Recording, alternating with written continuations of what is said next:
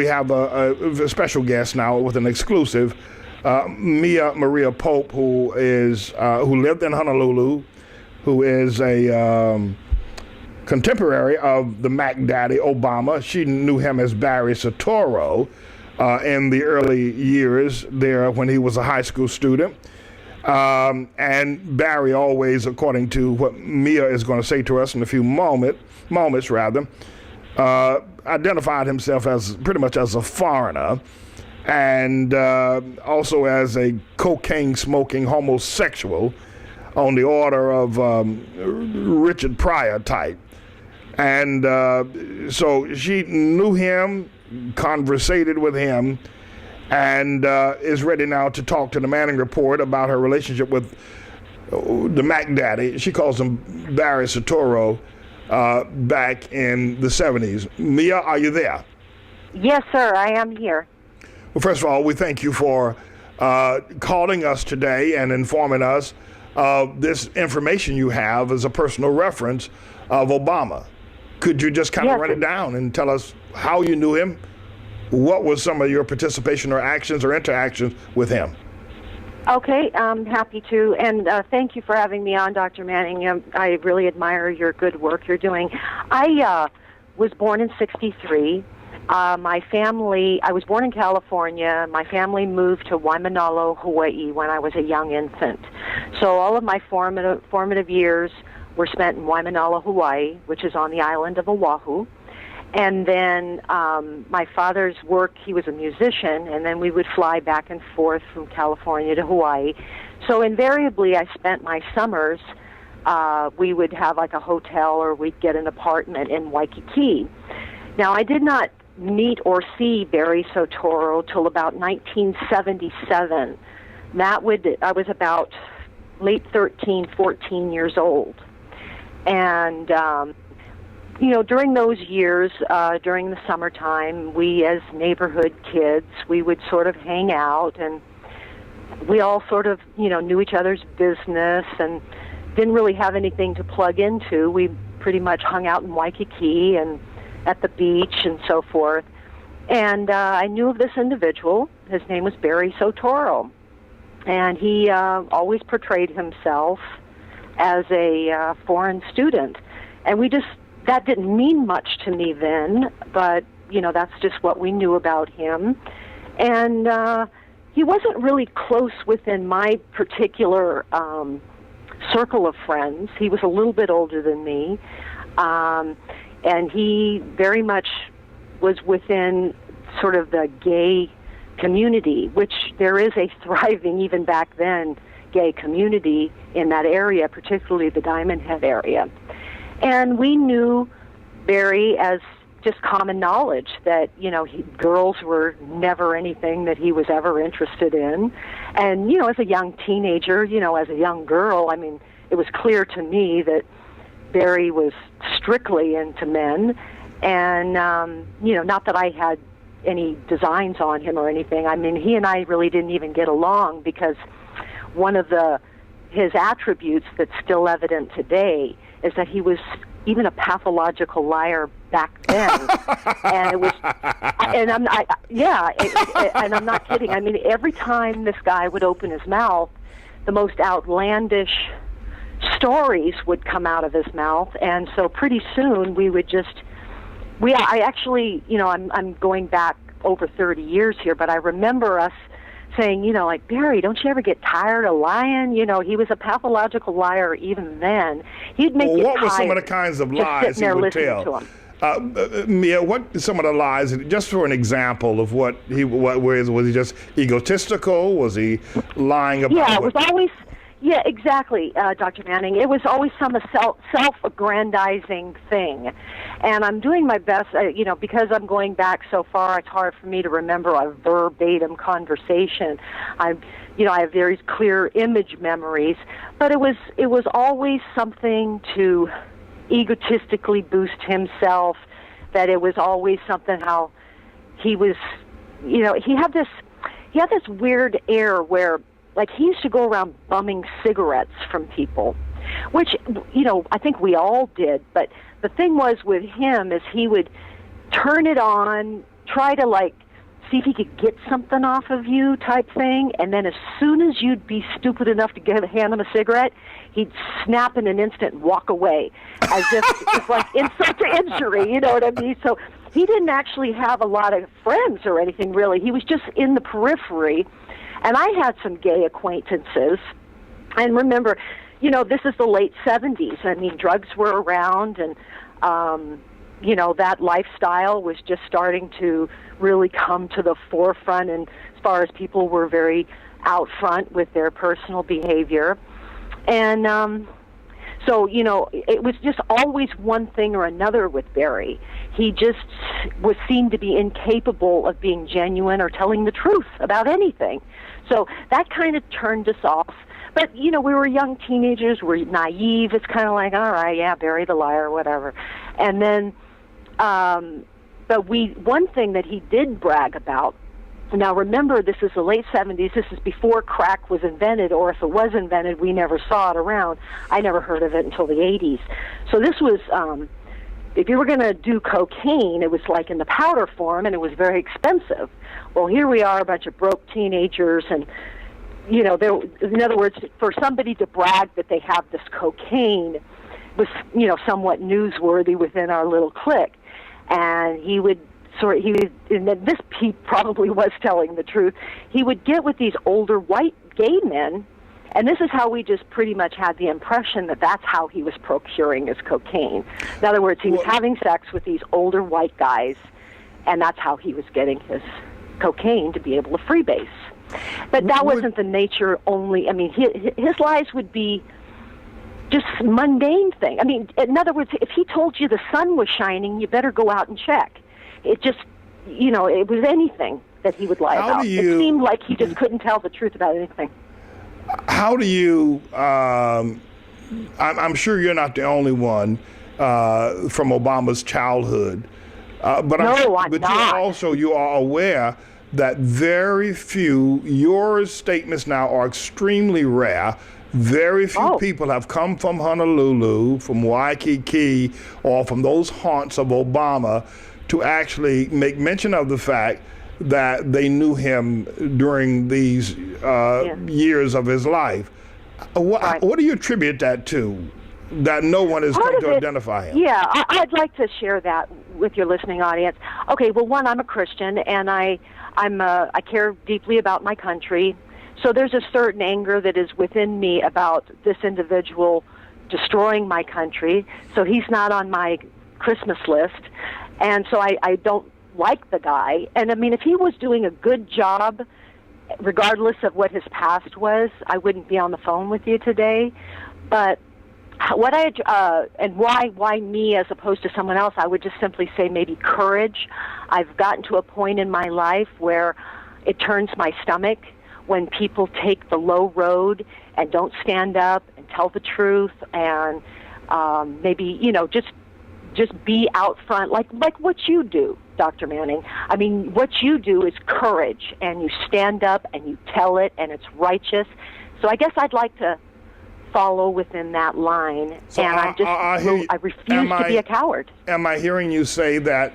Well, when he first came on the scene, running during the primary to be the nominee, having all that happen, and then capturing illegally the election, at first you did not have any cause to come forward, in as much as that perhaps he might have done some good things. Precisely. Like, had I had a photograph or a video, I would have immediately coveted that and then waited to see it. I would have leaked that sort of thing. Unfortunately, I don't have a video or a picture. So that's part of, as I started to wake up about Barry Soetoro, and it kind of kept me behind because I actually called the FBI several times exposing his using fake Social Security numbers, and they did nothing. And I told them about my past. Nobody ever called me back. Nobody ever wanted to get any further information. So I felt that I was being stonewalled. And this is several years ago I'm talking about that I contacted the FBI. So nobody was interested in my story. So that's part of it. And then when he very first came on the scene, I scratched my head thinking, has he really changed his ways? in my head thinking, could this be the same guy that I remember? Because I remember this guy as low road, guy. In other words, you wouldn't trust this guy to walk your dog. And I thought, really? This guy, and so I'm kind of waiting to see what he's doing. And well, let me ask you this question. Because it's not, in other words, I have gay friends. I don't care that he's gay. I don't care even that he smoked prolifically free-based cocaine in the 70s. I was sort of waiting to see what sort of adult he was. When Larry Sinclair publicized and had a press conference indicating he had a homosexual relationship with Obama, and that they both smoked crack cocaine. This was before the election. No one really paid it any attention, or paid Larry any attention. I want to come back to that. But let me just ask another question. I think it's probably more important. Sure. I noticed you say with emphasis Barry Soetoro, and that would be the way you remember him because that's who he was, and we all know that that's who he was when he was in Hawaii. He goes to Occidental, and at some point between Occidental and the next time we see him, his name is Barack Obama. Right. Which cracked me up. I thought it was hilarious. So. Why? And then that Why do you is think it was also hilarious? another indicator to me, like something shady here. Is like, what's really going on with this guy? And so, it's etched in my memory. He'll always be Barry Soetoro to me. I hear that. And and as far as I understand, I am familiar with the Larry Sinclair story. And I am here to tell the listening audience that Barry Soetoro was smoking a cocaine pipe long, long before Larry Sinclair. Do you know, did you meet his mother, Stanley Ann, or did you meet Frank Marshall Davis? I saw his mother around. She was never involved. I thought I saw the long brunette hair, and this is a sketchy memory, but no, I did not have any interaction. Why do you think his grandmother? Why do you think his grandmother never publicly endorsed him, said anything at all about him? Why do you think that's so? I mean, you may not know the family. You probably didn't get a chance to know the family. He's a shameful individual. I mean, she must have known what you and I know, and now your listening audience knows. This guy is not, I don't want to say foul words, but this guy is like that kind of, he's a scumbag kind of guy. You know what I mean? Well, he's he not is. something that he's proud of. There's no doubt about that. Right. Yeah. So I was familiar with the apartment building that his grandparents lived in, and that was off of Barricania. This is in Honolulu, Hawaii. Now, Waikiki's just an area where us kids used to hang out, but I have had ties to Punahou through friends and things like that, and I'm familiar with the apartment building that his grandparents lived in. And it's just a simple walk up. It didn't look like these people had any kind of money whatsoever. And that was another thing that struck us, like, how do you live there and go to Punahou, which is a really expensive school? And I mean, like, even back in the day, it was something on the order of $600 or $700 a month in $70s. I mean, it's a big, big tuition to go to that school. That's a lot of money. It's a lot of money, and also it's very difficult to get in at mid-level, meaning that school, unless you have something stellar going on with you, they'll only accept you if you start out in kindergarten. So for him to have, come from Indonesia at whatever age, and I didn't know him then, when he was fresh from Indonesia, but to have come over at that age and then just get inserted into Punahou, let me tell you, and I'm no stranger to Punahou, that is very unusual. And then we all just kind of thought, he's a foreign, okay, they have some special waiver for foreign students, which tied into what he told everybody.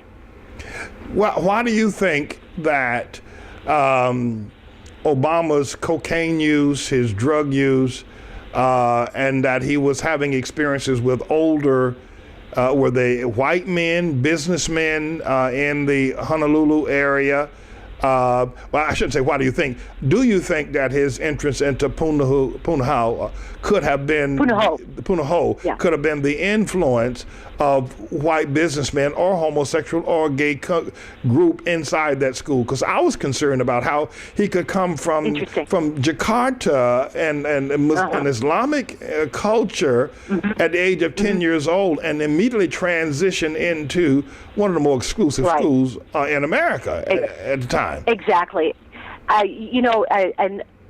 Now as a grown adult, I can look back and I would have to say that there had to have been some type of, I'm going to say CIA because I don't know any other agency that would, get involved in these sorts of things, but I don't know anything like that as a fact, but something or some force got this guy set up. I mean, it was certainly not a natural thing. So I don't know what fifth column or shadow government or whatever was responsible for his entree onto that scene, but something unusual had to have happened. In other words, he wasn't just some guy out of nowhere filling out an application from Indonesia and then Punahou said, welcome. That wouldn't have happened. Yeah, we could be clear about that. So that has been the trend, Mia, from Punahou to Occidental, allegedly to Columbia, and also to Harvard. Right. And no one ever saw him at Columbia. Remember, we have people who were in the same class, supposedly, majored in political science, which was supposedly Barry's exact major, and they went around and interviewed every single member of that student body, and not one person ever saw him at that school. Have you had any contact with any of the other people that used to hang out with you down at Waikiki that also are observing Obama, and they're amazed at what he has done, the lies that he has told, and he is a liar. No doubt about that. He's a drug use. He's a sexual pervert as well. He is a pervert. Because we only have a few moments left, I want to ask you about his moving to Chicago. There were 2 deaths in Chicago that the world has let go by. One was Donald Young. The other was Nate Spencer. And there was three deaths. And the third person's name escapes me right now.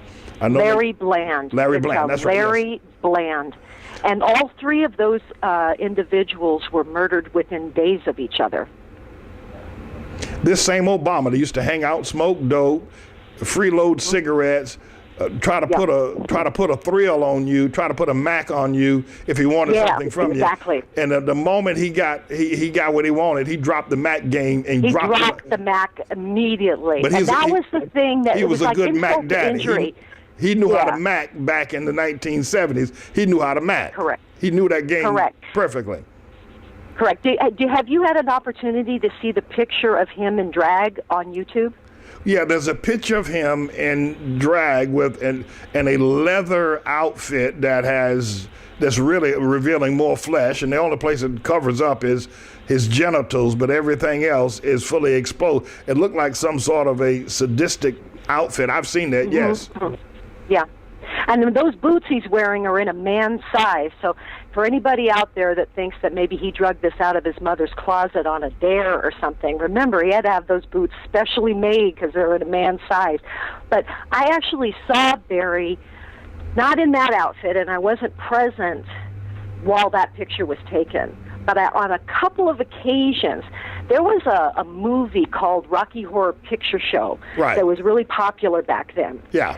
And so one of the lead characters in that, it was played by, I think, Tim Curry, and the teenagers would go week after week after week and go see this. Well, anyway, he would dress up as a transvestite sometimes for that. So I actually saw him in other attire similar to that picture that you've just described. But I wasn't present for that picture. Why do you think that Larry Bland, Nate Spencer, Donald Young were all killed within a heartbeat of each other? They were all members of the Trinity United Church of Christ, Trinity United Church of Hell. They're in Chicago, Illinois, where Obama was a member, and yet the investigations into their deaths have gone absolutely nowhere. I can say that there are forces in this country that like Barry's slimy qualities and what he's doing to our country, and that must be these globalists or the gangbangsters, you name it, this secret shadow elements of the government that simply want to destroy our Constitution and roll us into Marxism. And you'd have to ask yourself, why on earth would anybody want that? And I can only say they're psychopaths. I don't know why they'd want that, but there's obviously elements within the government that are protecting him.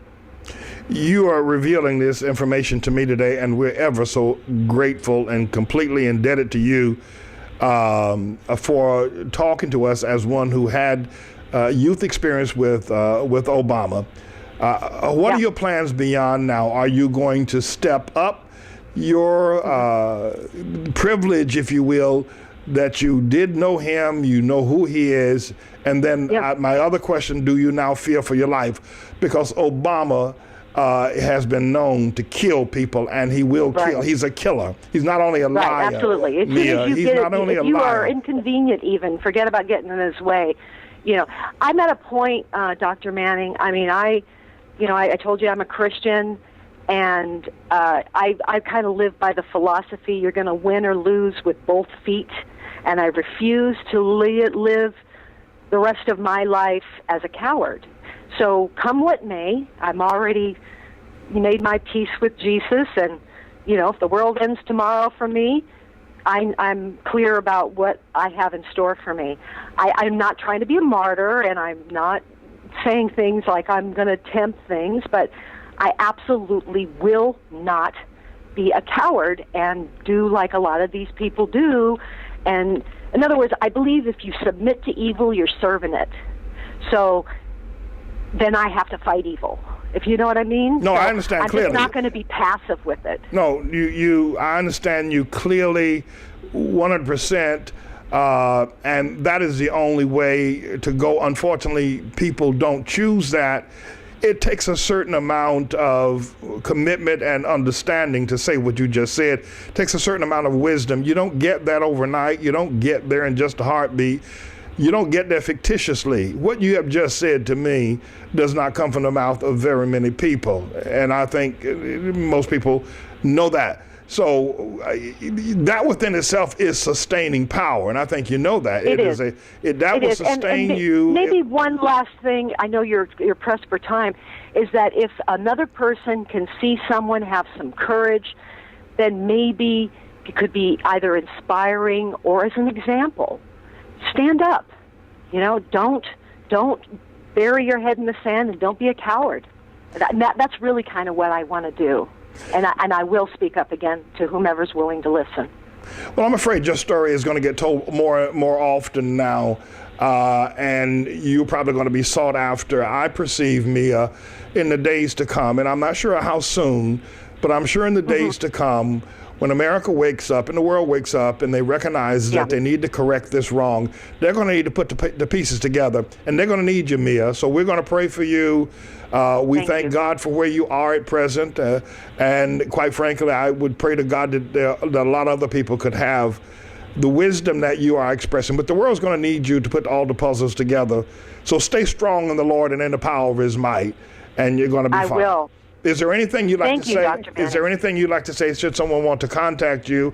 Any further information you'd like to give before? If you, I'm happy to. You may share my phone number. I don't have a website or anything. I'm a private citizen, so I'm not, in the business. I don't have any plans to write a book or anything, because I don't think I could fill up a book. But if someone's interested for legitimate reasons to hear my story, I'm happy to give it, and you're welcome to share my phone number anytime you like. All right. Okay. Well, Mia, we are really greatly indebted to you for what you have done, not only the information that you have given and given us a personal view of Barry Soetoro that has become Barack Obama, but also I think you're inspiring just by the way you've have demonstrated your commitment to come forward. Beyond the information, though, you did give some revelations, and that's a good thing, and we're all excited about the new information we know about this creep, but your inspiration is probably... that's really the thing. If we can, let's, us Americans, let's just, because we're all going to lose unless we get together. So, if that goes to the good of someone's heart, I'm thrilled. Thank you, Mia. Okay, sir. And God bless you. Stay strong in the Lord and the power of his might. All right, Thank everybody. you, sir. God bless you, too. You've heard that stunning interview, if you will, not because of I'm interviewing, but because of the information revealed about Barry Soetoro. We have got a major issue going on in our nation, and I'm calling on all Americans to stand up and let's out this person. Let's out this sleaze bag, this cocaine snorting, freebasing, crack smoking, homosexual pervert, Mac Daddy. And you know, I told people that God said to me that Obama was a Mac Daddy. And this is the first person coming forward that stated Obama would Mac people. He play games on them, run a thrill up their legs, if you will, like the way he Macked Chris Matthews. And then after he gets what he wants from you, he drops you like a hot potato. Obama's a Mac Daddy, everybody. This was really very powerful. I'm going to stay in touch with Mia, and we're going to talk to her again.